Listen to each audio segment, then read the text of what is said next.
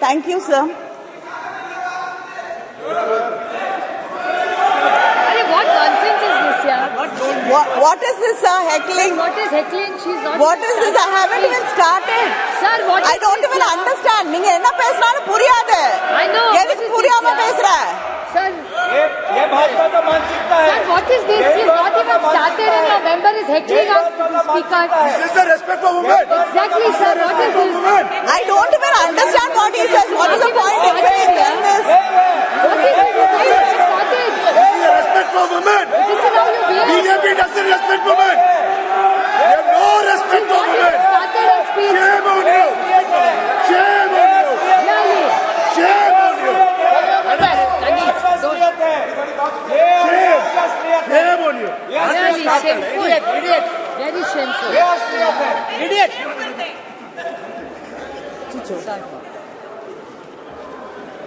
Sir, I stand here and I'm happy to be speaking about the Women's Reservation Bill, and it is one of the very few bills I think most of us would agree on. And we thought this bill will be passed with all of us supporting each other and standing together. But unfortunately, the BJP has taken this also as an opportunity for politicking, and it is very unfortunate.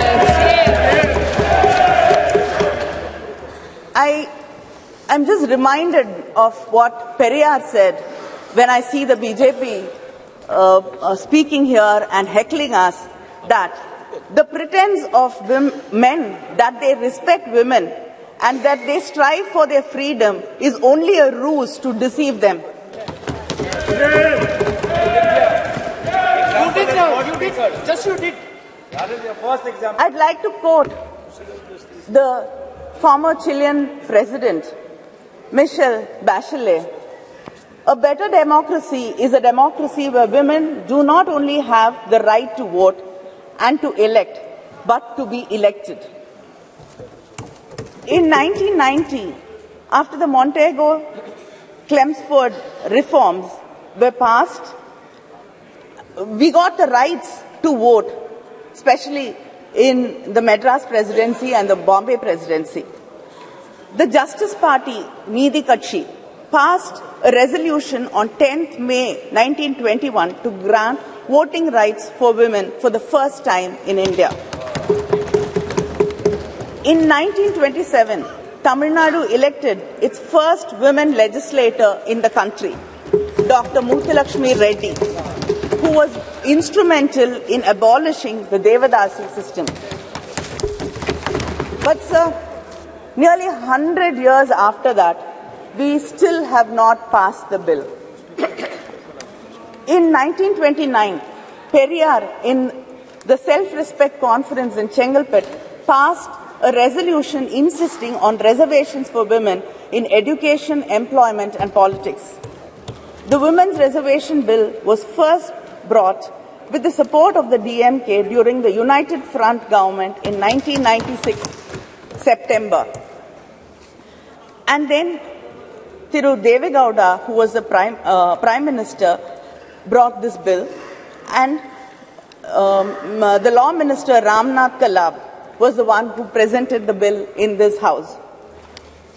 Then again, our respected former Prime Minister Vajpayee ji again brought this bill, but it was the UPA government in 2010 which passed it in the Rajya Sabha. Yes. And I got an opportunity to speak on the bill in the Rajya Sabha, and that was 13 years ago. And I've got an opportunity to speak on this bill again here. Yes. And we're still speaking about this bill and debating it for the past 13 years. Only House is staged. Only House is staged. House is staged. The Women's Reservation Bill is a poll promise of the BJP. Yet, many leaders had to urge them to bring this bill and to pass it. Our leader Kalaignar had written to the Prime Minister in 2014 to pass this bill. Madam Sonia Gandhi wrote to the Prime Minister in 2017 requesting him to pass this bill. Our Chief Minister, M.K. Stalin, wrote to the Prime Minister again in 2017 requesting and urging the government to pass the bill. He said, the bill which was moved to empower women's voice in the legislatures and parliament of our great nation is struggling to succeed. This is really disheartening. The DMK even conducted a rally in Delhi from the Mandi House to the Jantar Mantar, and we had a march, and like-minded women leaders and women's organizations participated in the rally. I myself have raised this issue of bringing the reservation bill many times in Parliament, and to many of my starred and unstarred questions, the government's reply was very consistent. They said that they have to involve all stakeholders, political parties, and then build a consensus before bringing the bill. I'd like to know what consensus was built, what discussions were held. This bill was brought shrouded in secrecy. We did not know why this session was called for. In the all-party leaders' meeting, there was no mention of this bill. I don't know if any of the political party leaders were called for discussions and deliberations about bringing the bill. And suddenly, the bill popped up from our computer screens like Jack in the Box. Is this going to be the way this government is going to function? Like we've suddenly seeing that there are lotuses blooming, springing from the uniforms of our secretariat staff. Is everything going to be a surprise like this?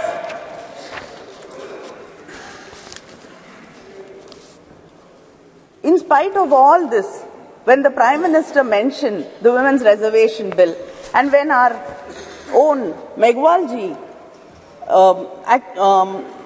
introduced the bill, our minds were so full of happiness, and the lines of Mahakavi Bharati rang in my heart.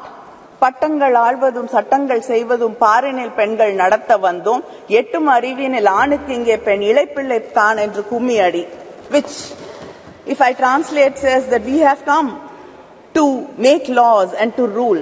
Now we are equals and let us cherish it. But then, like the crows and crows of my sisters who are waiting for this bill to be passed, my heart also sank when you said we had to wait for it and we don't know when actually the bill is going to be implemented. In 2010, when the bill was brought by the UPA government, there was no conditions. The bill was to take effect immediately after the passage of the bill. But the bill which was presented yesterday clearly says the reservation in Clause 5, it states the reservation of seats for women in the House of the People, the Legislative Assembly of the State and the Legislative Assembly of the National Capital Territory of Delhi shall come into effect after an exercise of delimitation is undertaken for this purpose, after the relevant figures for the first census taken after the commencement of the Constitution. Our leader, Muthuvel Karunanidhi Stalin, in his statement today has said that India is the only country which has not conducted the decadal census. And if delimitation is going to be based on population census, it will deprive and reduce the representation of the South Indian states. It will become like a sword hanging on our heads. Yes. He has said that we support the bill. But he asked this question, why should the implementation be connected to the delimitation? Yes, why? And it is, he says, it is a strange drama staged by the BJP, keeping in mind the 2024 elections. And we cannot ignore the representation for women from the backward classes either. He has emphasized that the doubts and the fear in the minds of the people of Tamil Nadu and the South Indian states about our representation being reduced should be clarified, and there is a fear in the minds of the people that our voices will be undermined. There should be a clear clarification about this, because we do not want our representation to be reduced in any way. And just because you cannot give a reply saying we will not be underrepresented because the numbers will be the same and other states will get more representation. As it is, this has to continue so that we get equal say in what is being discussed. Sir, the 17th Lok Sabha has passed 40 bills on an average every year, and without hardly having opinions of women and without even hearing our voices in this House or the Rajya Sabha. And India ranks 141 out of 193 countries, falling in women's representation, falling behind our neighbors like Pakistan, Bangladesh and Nepal. How long should we wait to see this bill being implemented? It can easily be implemented in the coming elections, the parliamentary elections. This bill, you should understand, is not a reservation, but an act of removing bias and injustice. And if you do not remove the clause which says after delimitation, then there is no point, because we do not know when this inordinate delay can go on. You can do the census, the delimitation after 10 years, 20 years, 30 years. The wait will continue going on. 2021 is not done.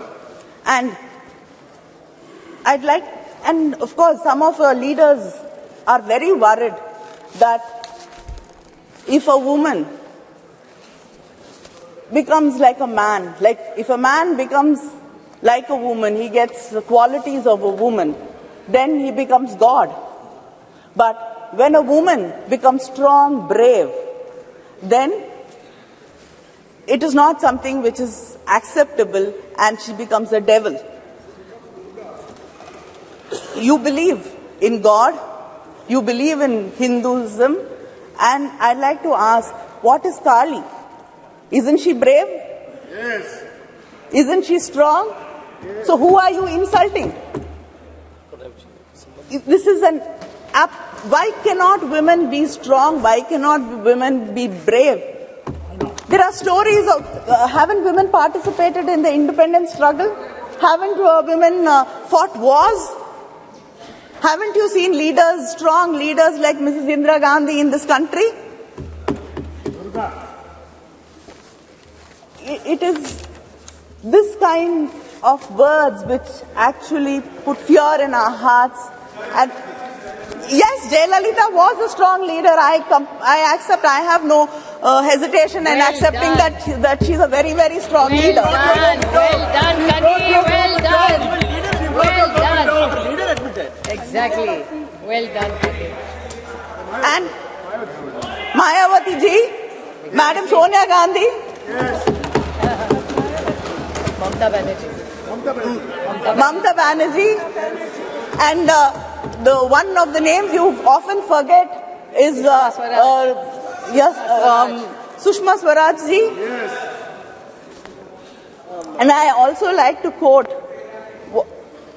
You can keep what if you don't want it. I like to quote what Shri Arun Jaitley ji said when the discussion in Rajya Sabha happened. He said, the argument that men can also ensure justice to women has been weakened. Underrepresentation and discrimination stare us in the face. Politics of tokenism must now evolve into politics of ideas. So please stop this tokenism. And this bill is called Nari Shakti Vandan Bill. Stop saluting us. We do not want to be saluted. We do not want to be put on pedestals. We do not want to be worshipped. We do not want to be called mothers. We don't want to be your sisters, your wives. We want to be respected as equals. Let us get down from the pedestal and walk as equals. We have a right to this country as much as right you have. This country belongs to us. This parliament belongs to us. And we have a right to be here. Thank you.